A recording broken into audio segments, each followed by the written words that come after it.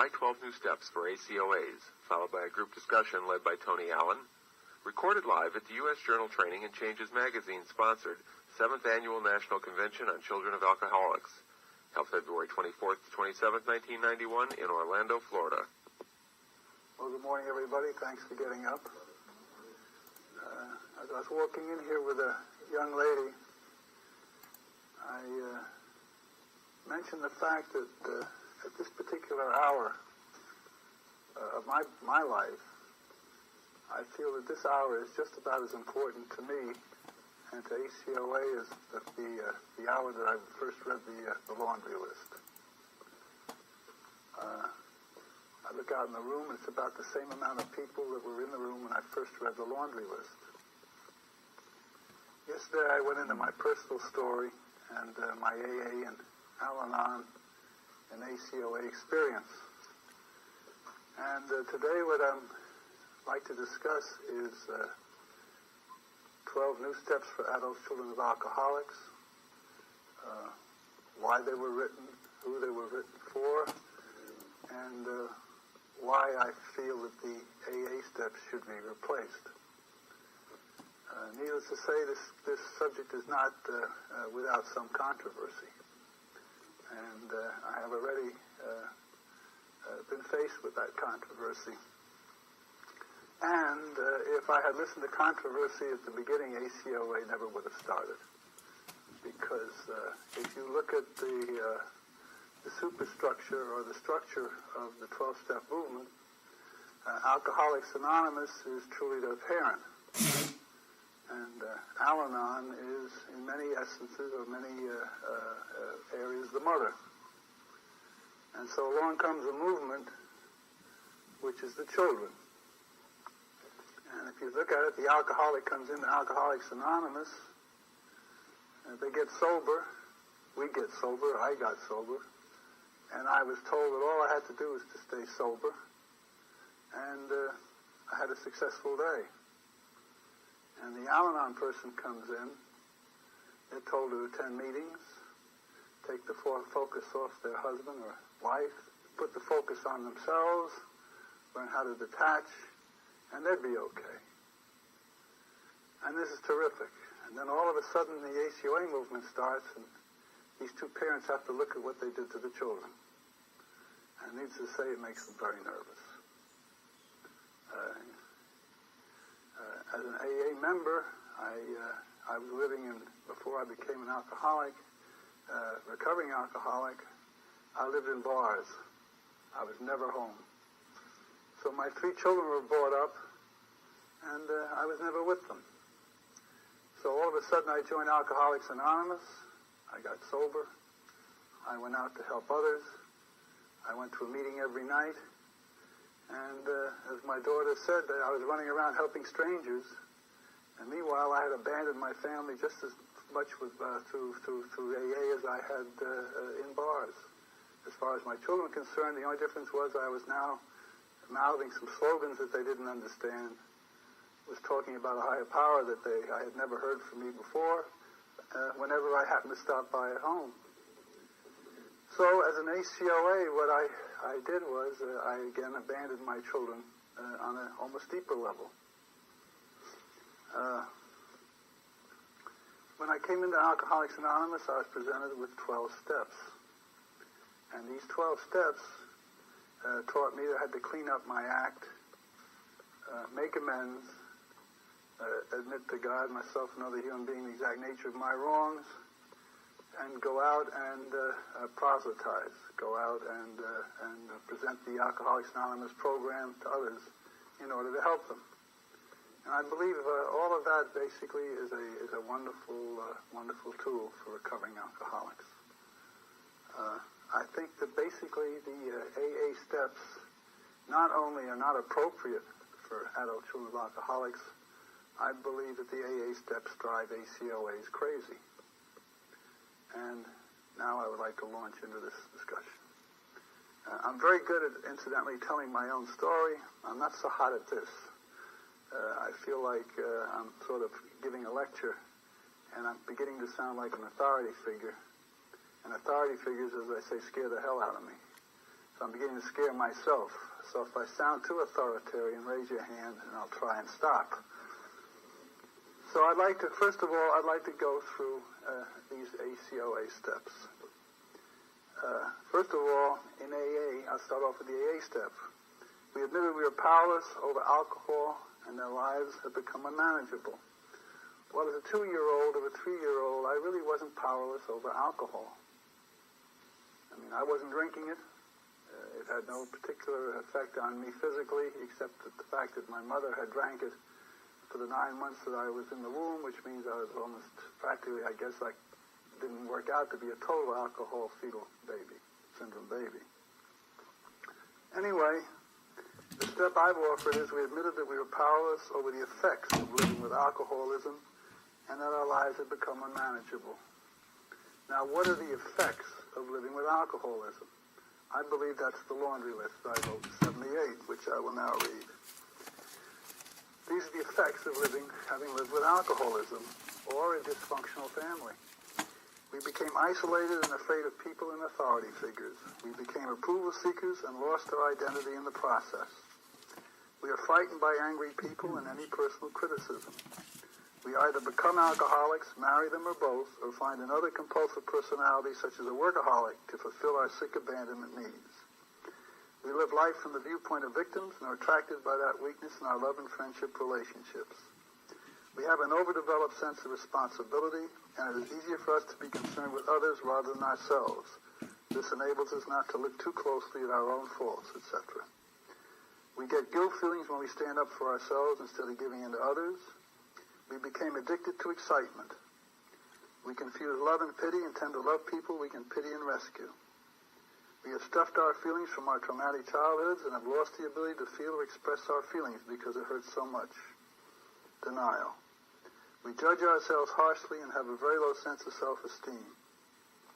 We are dependent personalities who are terrified of abandonment and would do anything to hold on to a relationship in order not to experience painful abandonment feelings which we receive from living with sick people who were never there emotionally for us.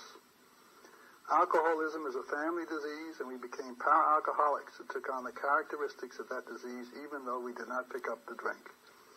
Power alcoholics are reactors rather than actors.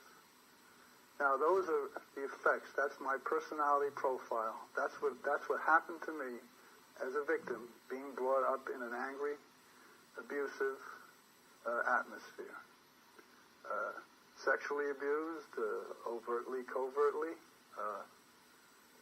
emotionally abused, verbally abused, physically abused. And that is what happens to people, children brought up in that kind of an atmosphere. Many of us became post-traumatic stress disorder victims, frozen feelings. Frozen feelings are some of the effects of having been brought up in this kind of a home. Anyway, also anger, of course, which is mentioned in here, guilt, shame. But the basic effect of having been brought up in that kind of an atmosphere is fear. I feel that I'm a fear-based person. Just about everything I've ever done has been based on fear. So anyway, I believe I've covered the first step. The second step of Alcoholics Anonymous stated we came to believe that power greater than ourselves could restore us to sanity. When Bill Wilson was asked what he meant by restored to sanity, he says, if I don't pick up the first drink, I'm restored to sanity. I agree with that. I think that's certainly valid for members of Alcoholics Anonymous. But me as a member of Adult Children of Alcoholics, when I looked at the step, I skipped it. First of all, when I was an AA member, I looked at it and I said, gee, if they take away my insanity, there's no Tony. My whole life, I mean, I was an insane person, and I kind of liked it. You know, I was euphoric, up and down, did crazy things, and seemed to function at a pretty high level financially. I made a lot of money. Anyway, when how would I put it? When I helped get the ACOA movement started, one of the members came to me and said that the group had a discussion, and they asked me to write new steps for ACOA, which I did in 1979. it's either 78 or 79. I wrote 12 Steps for Adult Children of Alcoholics, and some of these are included in these new steps which I'm offering now. The steps, at that time, I wrote them, and a new member came into the ACA movement who was a psychiatrist, and what I asked him to do was to edit the steps for me so I could make it a we steps rather than just me. He did, and the steps were in rather psychiatric jargon and did not get too popular. They still use them some places in Brooklyn. I hear some places in California. But anyway, if you look at the second step for an ACOA, we can't believe power greater than ourselves could restore us to sanity. That's the AA step. Restoration means to be given back something that I once had. If you look that up in the dictionary, that's what it says. And as an ACOA, as a child being brought up in a crazy, alcoholic, abusive family, there was no sanity. So there was nothing for me to be restored to. When I looked at this step from an ACOA basis, what they were saying was that basically I would have to go back to the insanity of my family. That was all I had to be restored to. So the step I'm offering for ACOA is we came to believe that a power greater than ourselves could bring us clarity. Clarity means clearness of vision, being able to see clearly. And there was one dictionary I looked up, and it said that it can also mean freedom from guilt and freedom from shame. So it struck me that clarity is a far better condition for me to be restored to than to a sanity that I never experienced as a child. Now, we come to one of the tougher problems. The third step of Alcoholics Anonymous stated that we made a decision to turn our will and our lives over to the care of God as we understood it. Now, one of the basic problems for me as an ACOA is the trust issue. And I'd like to read something here that I got in a very, very spiritual book. And this has to do with the spiritual beginnings of children who are hopefully all of us on a spiritual path.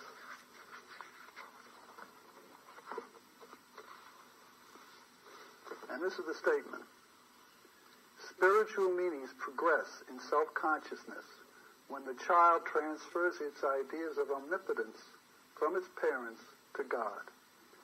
The entire spiritual experience of such a child depends largely on whether fear or love has dominated the parent-child relationship. Now, if that's the case, which I believe it is, in the home I was brought up in, and the homes that you all were brought up in, fear was the dominant feeling in that family. And it was the dominant, compared to love, it was the dominant emotion that most of us were brought up in. That being the case, it means to me that on a feeling level, I cannot go any higher in trusting a higher power than I could trust my parents. On a feeling level. And what were my parents? In my particular case, sometimes they loved me, they seem to, and sometimes they literally, verbally, or physically hurt me. So I could never depend on my parents to really do anything consistent for me. So if I look at the AA step, what it seems to be doing for me as an ACOA is telling me to turn my will and my life over to the care of my parents as I understood them on a feeling level. And since my spiritual experience can go no higher than the relationship that I had with my parents regarding either fear or love, I'm in somewhat trouble here. So the third step that I'm offering for the ACOA movement is we made a decision to practice self-love and to trust in our higher power. And I'd like to read a little bit about from the step here. Instead of surrendering our lives to the sick parents that reside within us, we choose to put forth our faith in a spiritual power greater than ourselves, however we choose to define it. In my efforts to resolve the difficulties of my life, I recognize that I have to accept myself and learn to nurture myself. I found that I could no longer give myself away to the needs or demands of others. As difficult as it sounds for me, trust, which is probably one of my most difficult issues, has to be basically a growth process. It has to be an ongoing process. Trust for me is not an event.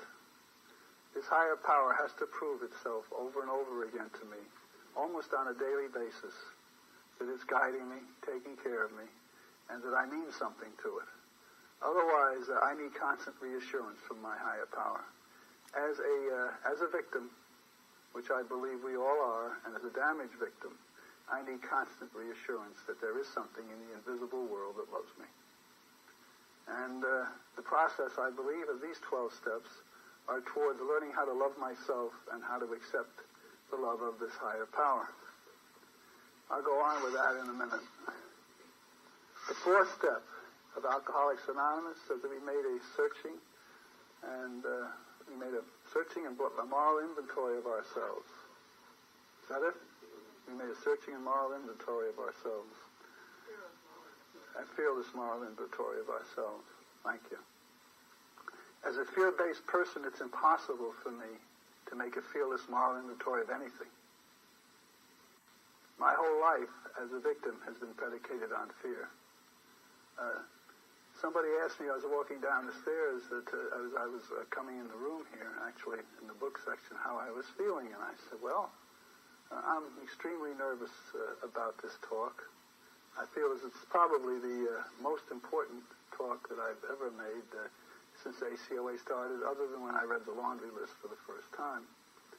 And I said, but what's the difference? I said, really not a heck of a lot more nervous or frightened than I am any morning that I'm getting up, because this has been my experience all my life. Fear has been probably my motivating factor.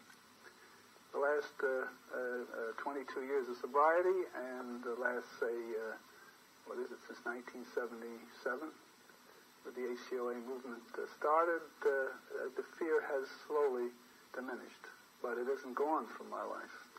Anyway, the fourth step for adult children of alcoholics is we made a searching and blameless inventory of our parents, because in essence we had become them. I've been told that the adult children of alcoholics movement, I was not in it for many years. I remained in anonymity, so I wasn't out going to groups much. But I have heard that it's been said that the ACOA movement has been stuck in blaming parents. That you can go to some meetings and they're blaming their parents, and 3 years later you go back and the same people are blaming the same parents. So that's an area where we've been stuck. In 78 or 9, I think it was, when I first sat down with these steps, I felt that there could be no recovery for me unless I made an inventory of my parents, because I knew on many levels that I had become my parents and my stepmother. I knew that under certain conditions of stress that I would become either my father or my stepmother. And as I said before, that one of the glaring incidences was I was 10 years sober. I walked into a shoe store, and an older man, a very, very nice, kind man, bent down, and he started fitting shoes on my feet. And I found that I was rude, angry, and abusive to this man. And I got up and walked out, and I walked out in the street, and I said, my God, what's that all about? 10 years sober, and I'm abusing a perfect stranger. And it suddenly hit me. My stepmother was always abusive to shoe clerks and cleaning establishment people. Always. And I found that as I would walk into a shoe store or a cleaning establishment, rage would start moving up in my stomach. And I suddenly realized under certain situations I actually became and felt like my stepmother. I took on her actual being. I was sober about a year, and I found myself limping out of a restaurant after I'd paid the bill. I said, my God, what's that all about? There's nothing wrong with my leg.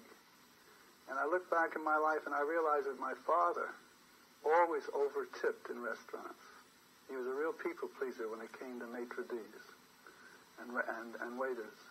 And I realized that I had felt that I hadn't tipped enough in that particular restaurant, and so in order that the waiter wouldn't yell at me, I started to limp so he'd feel sorry for me. And I realized I had started doing that when I was around 15 or 16. So as far as I could see, what I was in a restaurant was I became my father. And if I didn't become my father, what I did was I tried to get pity so nobody would hurt me, but not becoming like him. So I began to look at my life, and I began to realize that actually what I had become my father. In many instances, I had become my stepmother, and the women that I was seeking out to have affairs with, live with, or marry all looked like and were the mother that had disappeared from my life when I was 2 years old. So I later learned that we become one parent and we marry the other. So basically what I found out was that in order to have any type of forgiveness at all, I had to take a searching and blameless inventory of these parents and these people who had brought me up. See what their positive aspects were and their negative aspects. Look at them really from an objective viewpoint. Look at some of the patterns of life that they used. Looked at some of the words that they used. Looked at some of the biasness they used. My father was Jewish, my mother was Christian, and my father was about as anti-Semitic as you could get. He hated being Jewish, and he didn't like Jews. And he taught me that I should never play with Jews. Above all, I should never marry one. And that basically Jews were socially inferior to Christians, although they were intellectually superior. So in essence, I took on all those characteristics. One of the hardest things for me to do is to basically cut down on anti-Semitism, because I became an anti-Semite just like my father. So it's one of the issues that I have to work on a daily basis. So what does it really mean? Half of me looks at the other half with disgust. It's a wonderful way to be brought up. So in order to forgive myself, I have to take an inventory of my parents and learn how to forgive them. In order to forgive them, I have to learn how to forgive myself. Hopefully, the fourth step of ACOA, this new fourth step, will help the movement go through blame. I do believe the blame of parents is probably the first healing process that ACOAs go through. I have to come in touch with the fact that although my head tries to forgive the abuse that was done to me, my gut, basically, my little child within, is very, very angry and mad at these people. The fifth step, we admit to God, ourselves, and other human beings the exact nature of our wrongs. That's the AA fifth step. I think that's fine for AA. I believe that as a member of Alcoholics Anonymous, I was a perpetrator. I did wrongs to all kinds of people, including myself. I hurt people. I ran roughshod over their lives. And even prior to when I picked up a drink, I did wrongs to people. There's no doubt about that. But the 12 steps for AA are fine for perpetrators. Adult Children of Alcoholics, in my belief is, Adult Children of Alcoholics was formed and created by my higher power and your higher power for victims, for little children, for people basically who were victimized, were not perpetrators. So, the fifth step for ACOA is we admit it to our higher power, to ourselves, and to another human being, the exact nature of our childhood abandonment. Abandonment is the core issue for people like us. That is our basic, that is what we live not to feel or experience. But the strange part about people like us is that which we are frightened of feeling the most is what we are addicted to finding in our lives. In other words, abandonment is my major issue. It's the feeling I don't want to feel most of all. But what do? I'm addicted to finding abandoning types of relationships. So in order to realize this, in order to go through the process of basically finding nurturing relationships, I have to look at abandonment. And I'd like to read a little bit about what I've written here. Out of a searching and blameless inventory of our parents, we come to see how we reacted, adapted, revolted, resisted, and ultimately abandoned ourselves. When we review the nature of our parents' illness, we come to see how many of their behavior patterns replaced our youthful innocence and spontaneity. We see all the desperate adaptations, all the frightened defenses we built, all of the repression, frustration, and flight. Through these parent-taught mechanisms, we truly abandoned ourselves.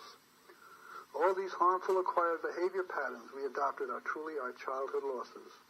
We need to acknowledge them to our higher power, to ourselves, and to another individual so that we can move toward a healthy self. The intent of this step is to help us recognize how we were emotionally abandoned as children and how we abandoned ourselves and became our parents. All right, I'll move on to 6 and 7. 6, we were entirely ready to begin the healing process with the aid of our higher power. And 7, we humbly asked our higher power to help us with our healing process. In this step, we ready ourselves to turn to a power greater than ourselves. No matter how hesitant or uncertain we may be about the wisdom of such a move, we should keep in mind that healing can and does take place in this world and is often propelled by acts of faith and belief. Here we are asked to open ourselves to the healing help of a spiritual force. This is part of the process on the road to trust. 7, we humbly asked our higher power to help us with our healing process. This is a powerful step. It requires both humility and participation. Humility involves becoming aware that we really are not masters of the universe and that in all probability there is a divine order that we can tap into. Humility comes from the word humus, which is really of this earth. And I was told years ago that what I needed to do was to become average in order to become humble. And I believe that's very true. I also feel that I have to go back in life and go back through the feelings that I experienced, the traumatic feelings, in order to find some sort of an authentic self. A prayer I used years ago when I was asked by the AA program to look at so-called character defects and shortcomings. And I learned a prayer for myself which I think is very applicable also to ACOA. And that prayer was, please God, empty me of me and fill me with thee. Because I don't really know what I'm supposed to be emptied of as an adult child. I have no clue. I don't really know what my rights are, what my wrongs are. All I know is I hurt. I'm frightened of abandonment. I'm feeling pain, anxiety. I live my life with, say, unshed tears. And I'm always on the verge of grief. It's better now. I can't say I'm over all of this. But in truth, this is what I would like to be emptied of.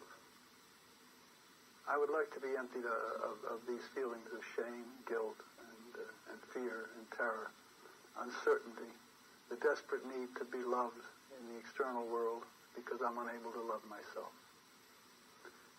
These steps were written with the point in view that the goal would be self-love, learning how to nourish, love, care for me, my little child, and basically be open enough then to receive the love of my higher power.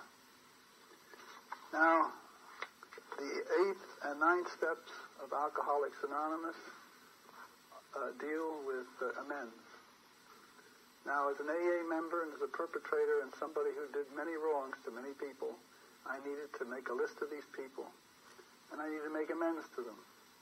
In my AA experience, I found that when I wrote down the names of these people was the beginning of the realization that there was a higher power in my life which was actually making itself known to me on a daily basis. By taking a piece of paper and writing down the names of those people I had harmed and those people I had believed had harmed me, because I found that they were interchangeable, and then become ready to make amends to these people, I found within at least 2 days after having written this list, my higher power started bringing these people into my life in such a way that I could make amends to them. So I found that writing was an incredible tool which actually could create a connection between me and my higher power. That when I wrote things down, all of a sudden it gave my higher power a chance to become active in my life. So the 8th and 9th steps of Alcoholics Anonymous, the making of amends, was an incredible spiritual experience for me. However, as a member of the Adult Children of Alcoholics movement, I feel that perpetrators should make amends. Grown-up people who marry perpetrators, such as Al-Anon people, should make amends. Children who have been raped, incested, beaten, victimized, abused, do not have to make amends. Who to? And they certainly don't have to make amends to themselves. So I would like to read a little bit from what I wrote here about the 8th and 9th steps for ACOAs. 8th step. Incidentally, when I say I wrote, I'm offering these steps to the ACOA movement.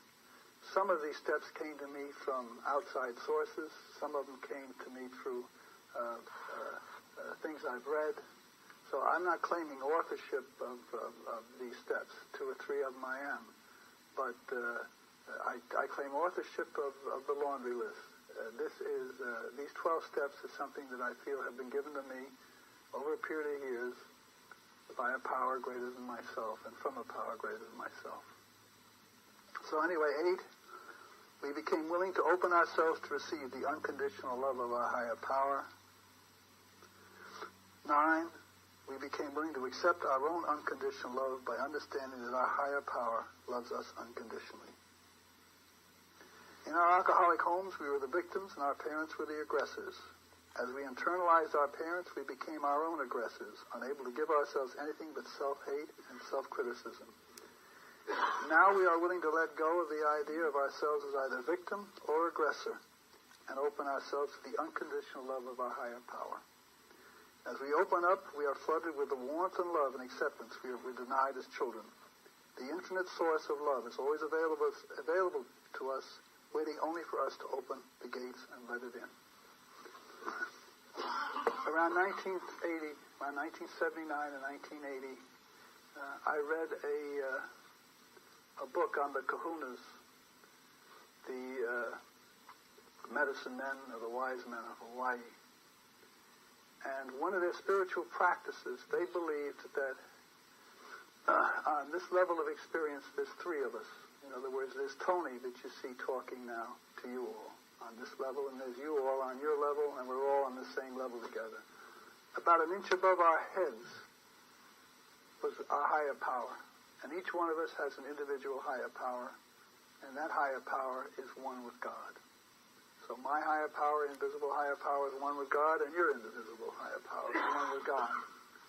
And then down around this area in us is our little child. And as I was reading this material, I began to realize that there was really some truth in this. Because every time I got hurt, every time I was abandoned, every time something seemed to go wrong in my life, I would get a pain in here which was unbelievable. And I began to realize that in this particular area of my body seemed to reside a personality all of its own. The Hawaiians teach that in order for me to achieve some sort of spirituality, that I have to love this little child. So what I did at the next ACOA meeting, I described what I just described to you, and I took my arms and I shut my eyes and I started hugging myself and I started saying, I love you, little Tony. I love you, little Tony. I described that to the group and I said, I believe this is probably the major way that I will be able to achieve some sort of self-love. That night I went home to my hotel room. I was living alone in a hotel. And I sat and I hugged myself. I shut my eyes and I visualized myself as a little child, 2.5 years old, on my father's knee from a picture. And I started hugging myself and I said, I love you, little Tony. I love you, little Tony. I love you, little Tony. I got to 5 and I started sobbing. And I realized at that time that it was the first time in my life I had ever loved myself. And the Hawaiians teach that in order to love myself, I have to love this little child within me.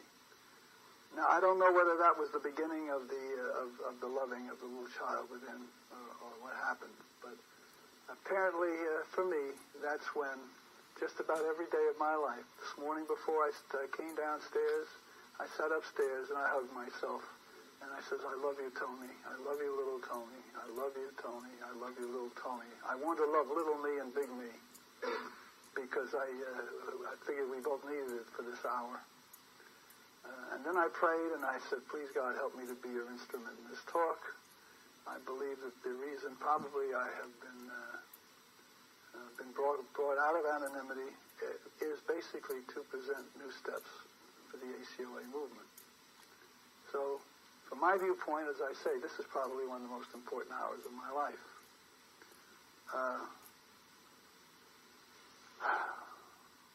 So anyway, I believe that it's my higher power's job to love me unconditionally.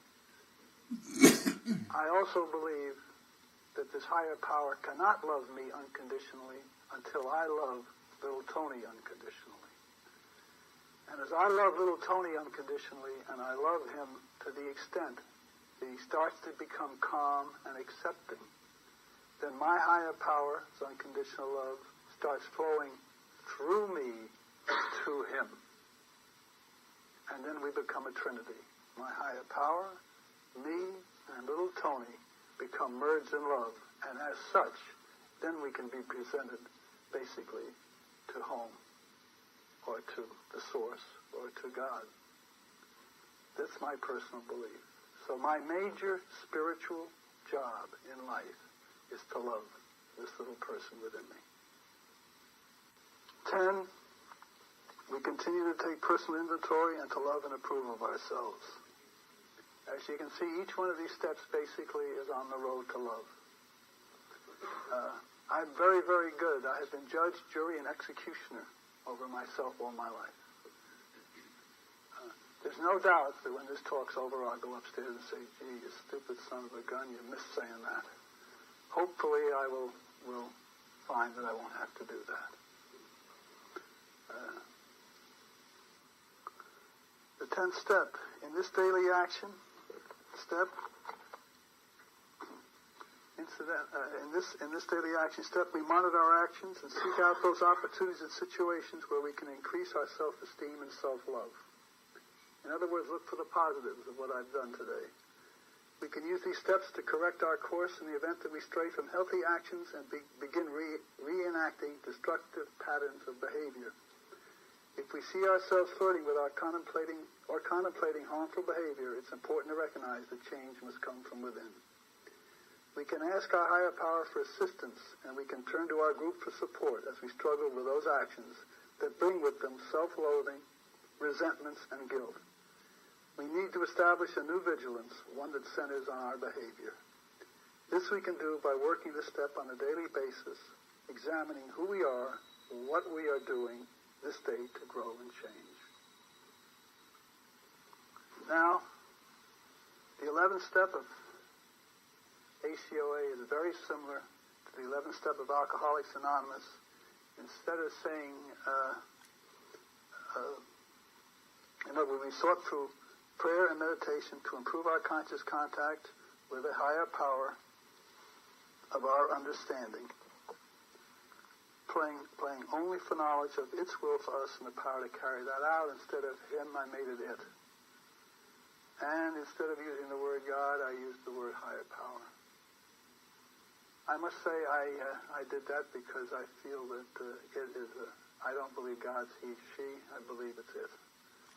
And I'd like to say that prayer and meditation have probably been the major step which has saved my life. As I said, my first 11 months in Alcoholics Anonymous, my hands were sweating so bad that from fear and terror, I really couldn't shake anybody's hand. My sponsor and he took me over to Transcendental Meditation, where I was initiated into the TM discipline. And the first day that I was taught to meditate, I was walking through Central Park in New York, and my left hand had stopped sweating. And I must say at that particular time, I wondered whether it was the Jewish half of me or the Christian half which had stopped sweating. I saw from this experience that the meditation basically could change me physiologically, that it could change my chemical makeup. I went back for the refresher course 2 or 3 days later, and after that meditation, my right hand had stopped sweating. And I realized that basically meditation was a way of changing me physiologically. And I began to study all kinds of spiritual readings, and I got into Western mysticism, Eastern mysticism. I discovered that Western mysticism basically seems to concentrate on the head. In other words, I see you as the Christ. I love you. I do a lot of mental work in order to try to become one with my higher power. Eastern mysticism, on the other hand, concentrates mostly on the body. Their belief system states that there has to be a physiological transformation. There has to be a physiological change in the body in order to effect a permanent spiritual transformation. In other words, the big book of Alcoholics Anonymous talks about God consciousness. And it talks about the overwhelming God consciousness which our early founders received. Bill Wilson had an overwhelming spiritual experience, as did Marty Mann have an overwhelming spiritual experience. Most of us who came after those two people have had what is called basically an educational variety of spiritual awakening. My spiritual awakening has been going on and on and on and on, and I have not had that overwhelming spiritual experience that the founders of AA had. On the other hand, after Bill Wilson had this spiritual awakening, as did Marty Mann, they tried to recapture it over the next 25, 30, 35 years and never could. In fact, I was at the meeting that Marty Mann spoke, and she said she had just gotten over a 20-year depression. She had just gotten initiated in transcendental meditation. What I'm saying is that I learned that in order to get myself aligned with my higher power, I had to give up caffeine. I had to get rid of smoking 3 to 3.5 packs of cigarettes a day. I had to get off of sugar, which I'm now 5 days off of again.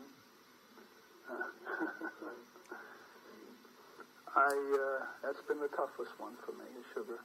I find it's a primary addiction. But God is calmness in action. Human beings are excitement in action. And I find that the drugs that I put into my body, basically to create some sort of stress or excitement in me, are those kind of obstacles to spiritual progress. I've learned that prayer is talking to God, meditation is listening to God, and that the highest form of prayer is listening. When my mind stops, God's mind starts. A treatment facility that was working with the indigent, and I ran a 3-quarter house for indigent men. And the man who was my superior, how do you like that? Talk about authority figures. The man who was my boss said that he also had been initiated in the same meditation technique I had, transcendental meditation, and he felt that the people that we were working with were the lost souls, those who were coming in, who were living under bridges, those who had had 10, 15 treatments, those who we were getting the cocaine whores, the people with AIDS, and that the only way that he felt that possibly any of them could have some sort of a spiritual experience was almost right after they got clean, which was in a day or two.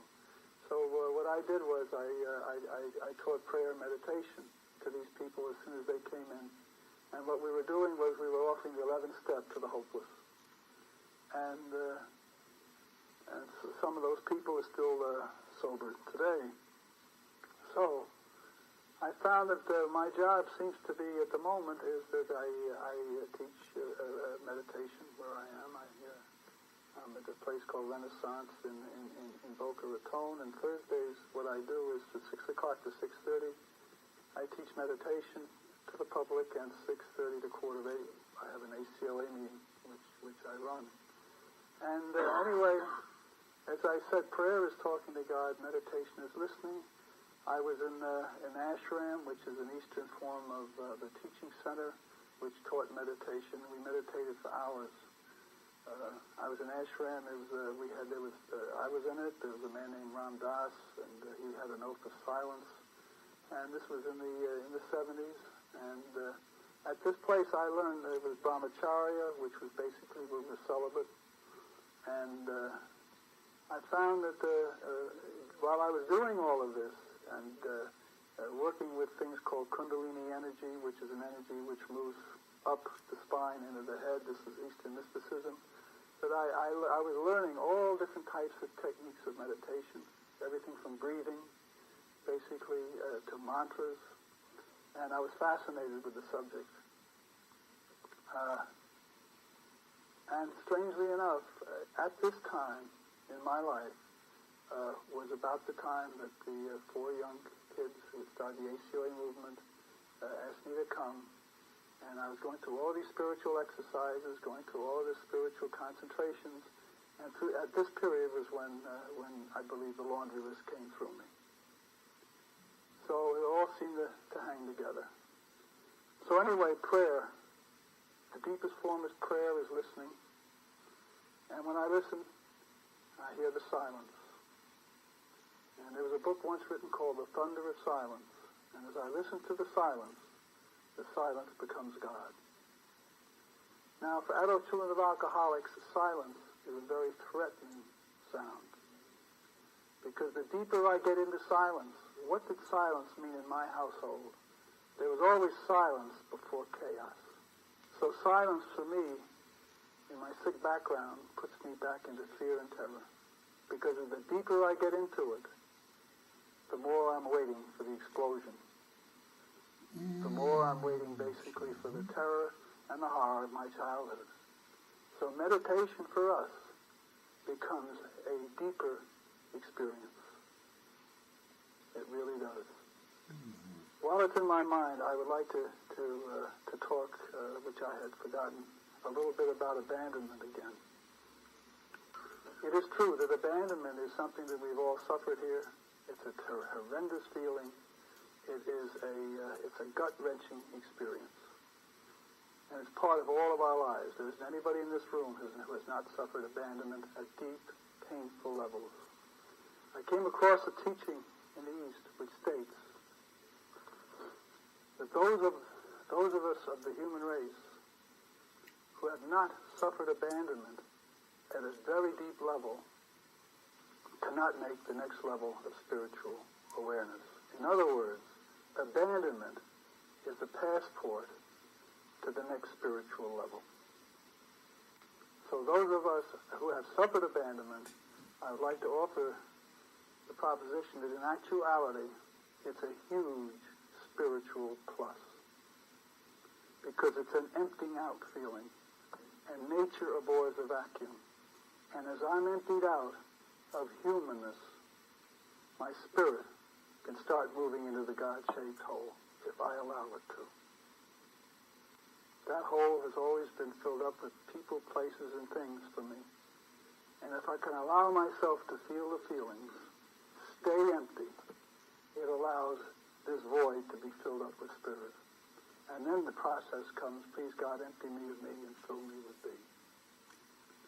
Somebody once asked, what is the Buddhist void? What does the Buddhist void feel like?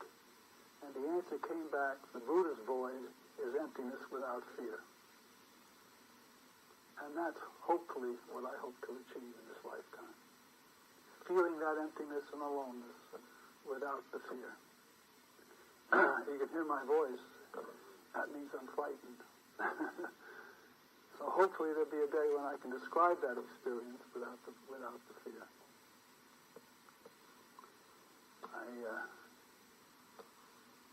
Have I covered prayer and meditation? Hopefully. So I'll move on to 12.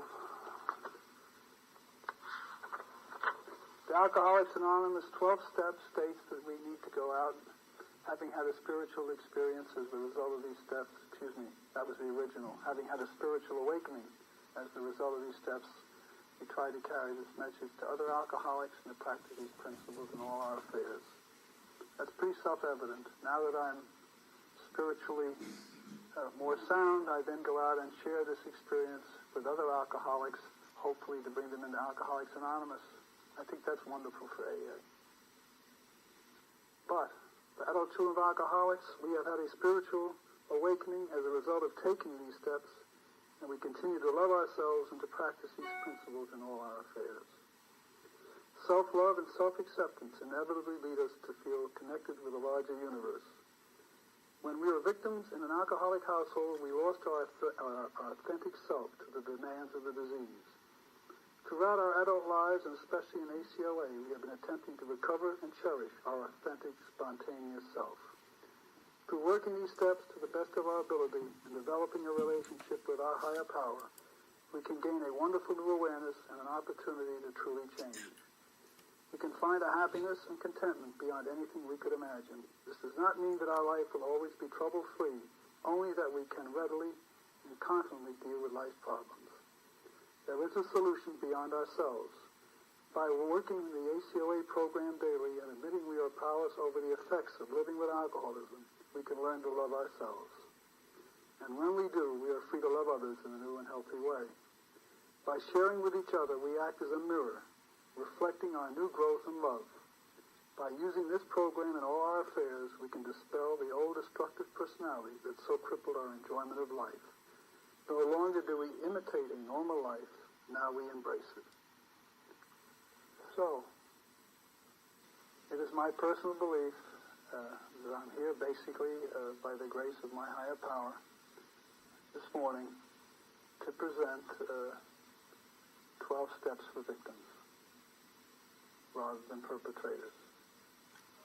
It does not mean that sometime, if I'm new to ACOA, that after having done these steps and worked this program, that it might not be a very positive act on my part to look at the 12 steps of Alcoholics Anonymous, 12 steps, which are the same as Codependency Anonymous and the same as Al-Anon, and make amends to people I had harmed. But as children, and that's what we're working on in ACOA, what I need to do is to put the focus on learning how to love me and not to blame and shame myself. Fear is what I am. I'm a fear-based person. ACOA is what I am, and codependency is what I do. And I feel my job, basically, is to help people learn about their personality profile. A very wise man, I think it was 400 BC, said that the way to do was to be. And what I believe the ACOA program and these steps will do is to help us learn how to be, along with the laundry list. In Alcoholics Anonymous, I was taught I had to be before I could, I had to do before I could be. I had to change my behavior in order to become something different. The ACOA movement is teaching me that I have to learn what I am. In other words, I have to be before I can do. So this morning, I've done my very best to be something, to be someone. And I hope this has been of some help to you. I know it's been some help to me.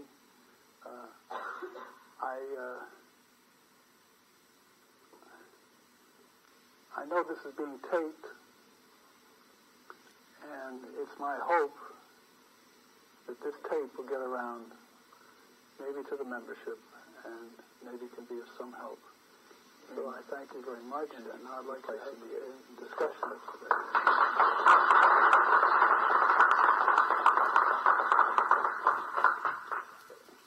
It's 8:30. I took up a lot of time. Yes, sir. By the way, I think it's perfect. I honestly feel that there should be no music in meditation. I believe that there's different levels of meditation. I believe music, water, is distraction. My personal belief is that what I am trying to do is to hear the still, small voice within me. And I'm trying to go beyond the mental level. So what I use basically is I relax my body, I relax all the way up, and I count backwards from 10 to 0. I inhale God, exhale loves me. And as I get calmer and calmer, I then say, please God, reveal yourself to me now. And I listen to the silence. as long as I can without a thought, even if it's just for 1 or 2 seconds. For those 1 or 2 seconds when my mind stops, I'm truly humble. My mind is not working. And I can then hear the silence. And the silence is God. For me to use anything else, music, water, is very distraction. But the most important part of that meditation is, please God, reveal yourself to me now. And the moment of listening is when I can make the God contact. I'm not saying that whoever else's meditations, they're perfect. I mean, I'm just giving mine. I can't use, this is what I use. So I have been taught that anything other